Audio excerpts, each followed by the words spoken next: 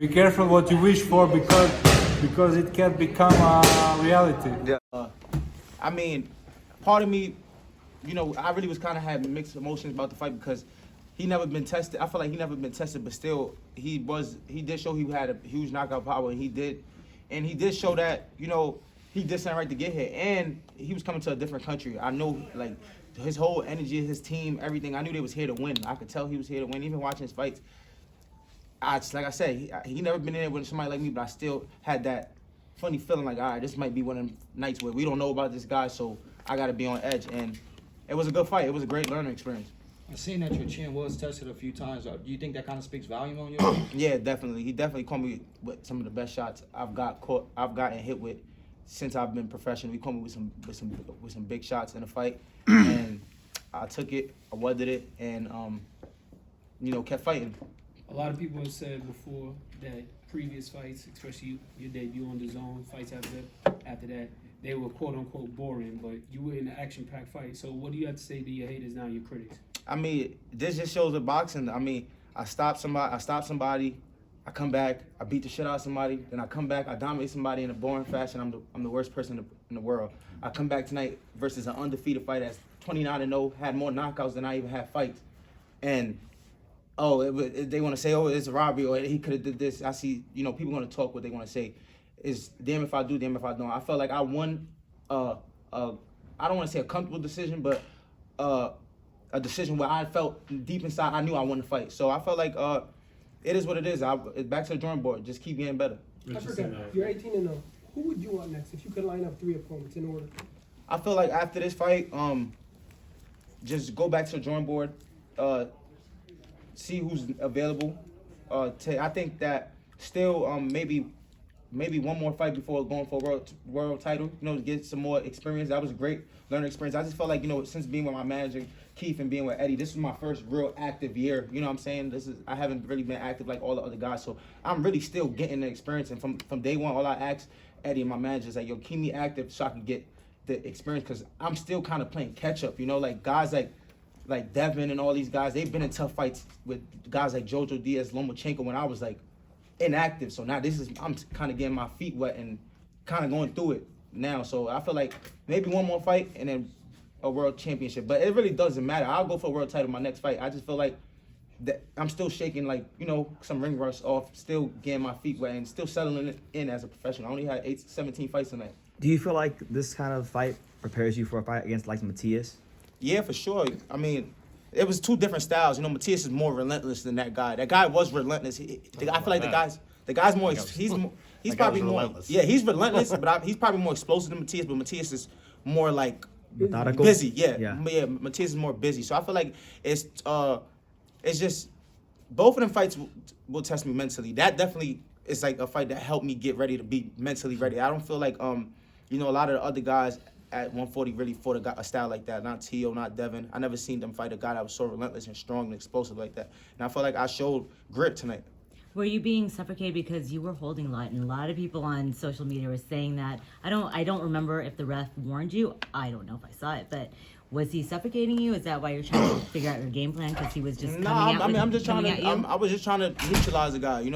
They say the same thing about a lot of guys when Sugar fought. When Sugar Ray Leonard fought Hagler, he fought Roberto Duran, and he would boom tie up, or Floyd fought Madonna. It was like, yo, you hear the commentators, Floyd need to get warned for holding. Kenny Bayless need to let them work out. So I just feel like it's just strategy. I just had to make adjustments to find a way to win and slow him down. And I feel like that I did what it takes to get the win. Was there anything that surprised you about him tonight? His relentlessness, like you could tell he wanted it, and then and by the 8th, 9th round, I was sitting there, I'm like, all right, yeah, he is not trying to go back to Argentina with a loss. Like I could see his whole energy, like because in the beginning I was thinking like, all right, he's gonna slow down, but he probably slowed down maybe one round, he was right back to it. So it was a good fight. Did you sense that you heard him at any point in the fight? Yeah, I felt like I heard him. I felt like I definitely heard him, and I just felt like it wasn't like enough to make me, like, I feel like I heard him, but I could still feel like he has something in him to come back and try to, I heard him, but I didn't want to like give him something to make him trying to go get him and make it, and not know if I won the round or it was close just because I heard him, because he is a strong puncher. So it was a good fight. On Twitter, I know you and Shakur had like a back and forth, not back and forth, but like kind of a mini fallout. But he was rooting for you on Twitter and pretty much just in your support in that fight. I mean, that's my brother at the end of the day. Like he like when it's we could go through whatever we go through, but at the end of the day when we come in here to these arenas and fight, he understand me like I understand him. We put our life on the line in front of you guys to just we come from nothing, so we just trying to support our family. So like I said, I support him till the day I'm going, and I hope it's the same because we came in this together. So it is what it is. He's just probably happy to see me on this stage, and you know, we doing what we dreamed about. You know, it's crazy. Every time you got a fight and I'm watching at home, I usually tweet him and I say, yo, I know you watching Richardson Hitchins, and he usually quotes me and he goes, yeah, boy, you know that boy sharp. So the fact that I've seen you guys from the time that you were in the Olympics to now, even though you have your little spat, you know that's friendships and that's brotherhood. It seems like you guys really have a close bond, and I hope that whatever y'all guys went through before, y'all can just patch it up and get through it. No, for sure. You know, I mean, we go through things in life. You live and you learn. You know, so it is what it is. You know, I feel like we're gonna get through that. Did you hear? I guess kind of maybe similar, not similar, but there was two women that were allegedly close, but after the fight, they kind of got into it, Alicia and Clarissa. I don't know if you... Oh, no, I seen it on the TV. Okay. I don't know if they were serious or what. I don't know what's that. No, it's serious. They serious. Oh, for real? They want to get down. Oh, no. Shit. I like both of them, so it is what it is. I've been know they had a little beef, though. First fight with the IBF rehydration. How did you feel in the ring? I mean, I got it done. I wouldn't say I felt the best. I wouldn't say I felt the worst because I got the job done. But on to the next. I know you were. Or the jab that won the fight. I think it was more of my grit. It was more of my grit. It was more of like me able to take a punch. Because even if I had jab and defense, he still got some big shots through, and I was able to take it and weather it. So it was just a combination of a lot. What was your corner telling you? They was telling me it's close, and I'm in my head like, I know it's close, but I feel like I'm up. Because a lot of rounds, I know I'm taking it. I'm hitting with clean shots. He'll have one a good 2 moments, but I knew like I was up, especially the last round. Like when I boxed him for the first 2 minutes, and then he kind of gave me free shots in the last 30 seconds. I'm like, all right, yeah, I know I'm good. Do you think Gustavo Lemos could have beaten any top 140 contender tonight? I feel like I never seen like Tio fight a style like that. I never seen None of them. None of them guys fight a style like that. He is. Him and Pitbull will be a great fight. I feel like they have a lot of similar styles. I feel like he is open. He is susceptible for a lot of big shots, but I feel like he's definitely would be tough for certain styles, like a guy like Devin or a guy like Tio too. I mean, I don't know. I feel like he'll. I think Tio. I know a lot of these guys he'll probably be good fights for. You know, it was a good fight for me, so I don't want to put it on the guys like, oh, because it was a good fight for me, they can't beat him. He'll be a good fight for anybody. How does a fight against Arnold Barbosa sound to you? Versus me? Yes. I think it'll be a great fight. Why is that? Matching the styles will be. I think it'll be a great fight. I feel like Arnold Barbosa is not the same as this guy. Arnold Barbosa is not a big power puncher like that guy, or as like it's two different styles. You know what I'm saying? So. Richardson, just what was the key between like walking that fine line of like there were times you got off on the inside exchange, but and then other times boxing, like what's the key to doing everything at the right time there? Because it seemed like early on you were a little indecisive. Should I just outbox him? Do I need to just do what Raymond Ford did a couple weeks ago and just take it to him? And yeah, I feel like in the beginning I was in my head like I'm gonna outbox this guy. Then the 6th round I'm like, all right, now I'm gonna start stepping to him because I know he's gonna slow down. Then I'm in the 9th round. I'm like, damn, he's not slowing down. So now I'm like, fuck, I gotta fight, and then I gotta win. I gotta find a way to win. So that's really what's going in my head. Do you feel like you had to enter like a second gear in that fight? It was more mental. It was like, all right, like my coach is in my head like, yo, you don't got tomorrow, it's today. Like I'm like, fuck, I see this shit on TV, not me. Like all my fights been easy, like, and I'm like, all right, like fuck it, like I gotta find a way to win. And I was just like maneuvering through the fight from like the 9th round. I'm like, all right, I gotta find a way to get my shots off and make sure like I ain't giving nothing free. And I could tell he's looking for it. What did you say to Lemos when the fight was over? I said he was a great opponent. He was a great opponent. He was tough. He surprised me, and I could tell he was hurt from the loss because I want to say because he felt like he got robbed. You could tell he really wanted it. His whole country is behind him. Argentina was behind him hard, like strong for the build up to this fight. So I know he really wanted to bring it home. I seen Madonna ringside cheering for him hard. I'm like, all right, they really want the W. So I had to show like character tonight. It wasn't about skills. It was about who I am. You said you saw Madonna. Did it feel like at a moment like, fuck, I got a Madonna in here? Like that was kind of like the Yeah, floor. it felt like that. It felt like a fight where I was looking like I was actually watching Floyd versus Madonna a lot for this fight because I'm like, it might be one of them fights. When I was watching the fight, I was telling a lot of people like, damn, and I was scoring them fights. I'm like that fight. I'm like, damn, I don't know who won it. And you hear people with me that's like, nah, Floyd won that one around easy. And I'm in my head like, nah, I don't think Floyd won that fight easy. Like, so I feel like tonight was kind of one of them fights, but I feel like I still got it done. I know a couple of days ago you were kind of going off of me saying I that know you gonna bring it that up. wasn't going to be a good win, but now that you kind of gone through it, is it a good win? And do you think it's the toughest fight of your career so far?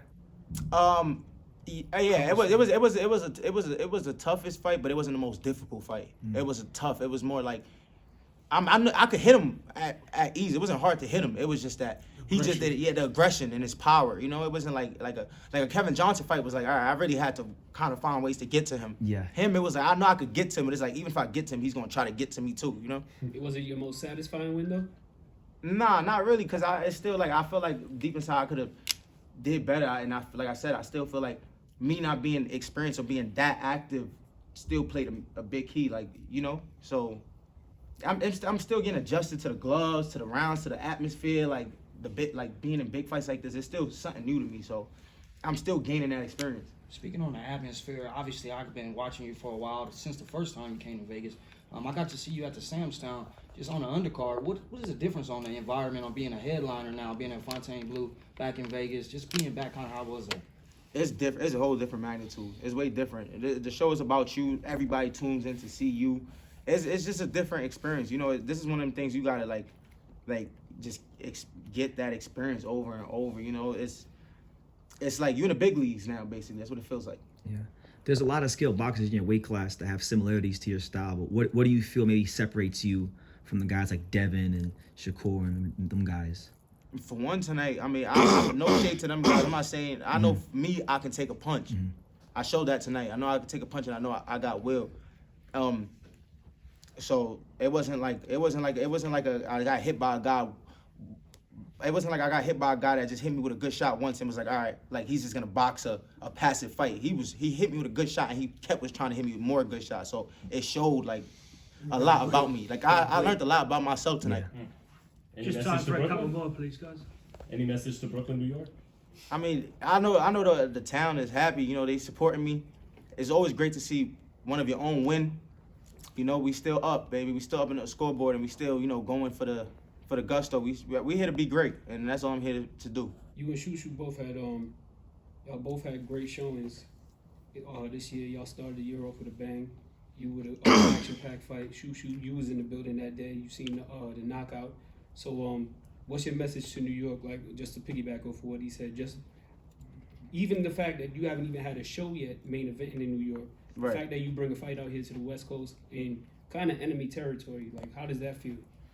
I mean, whatever the team wanted to do it, I wanted. First of all, that ring was small as fuck for that guy. So I felt like that was even another thing that was against me. So it was just like I just had to just go in there and just make no excuses. I could fight at the end of the day, and I showed that. I know when I watch that fight, it's gonna be mistakes that I'm gonna see that I made, and that's gonna help me raise my game because you know those are the fights you need. So, yeah. Eddie said he was thinking about signing him after this. He should. I want to see him and Regis fight. Yeah. Him and Regis fight, or him and him and anybody. Yeah. Yeah. To be honest. I think He's that good, huh? He's a Yeah, beast. I definitely want to see him back in the U.S. in another fight. Eddie spoke about making Matias versus Pitbull a fight if he does get past Paro. Who do you favor in that fight? That's a good fight. That's a good fight. In Matisse? Yeah. Matias, yeah. Matisse? And Mexican Puerto Yeah, Rico. Eddie right? said that he would be speaking to I think PBC I about would possibly making that favor- unification. I would favor Matisse Yeah, because of the violent punching that he does. He's not hurting The Pitbull. activity. You don't have to hurt him. You ain't got to keep punching. Nobody's hurting Pitbull. You don't have to hurt I him. feel that's Just a keep good punching fight. volumes. That's a good fight. All the fight. This is 140 glamour like ever. Like 140 never been like this. So much talent, so much different type of style, so much different like great fighters. This is one of them. This is the division where you really gotta walk through that fire. Another name that you don't really hear that much in 140, but somebody that you got pretty good history with, Gary Antoine Russell. I mean, what do you give his chances at the comp or the champions now, or like fighting? We don't see him that much, but you've been in the ring with him, so you can kind of speak on his chances at now some of the 140 pounders that we are hearing a lot about. But he's up there with the rest of the 140s. He's up there. He's a great fighter also. So it's a lot of talent. I think on that note, guys, Thank you for congratulations. Thank you for watching another video on the untouchable True School Sports Empire. I'm at the Boxing Hall of Fame out here in Canterbury, New York. And for more great boxing content just like this video, make sure you click and subscribe right over here.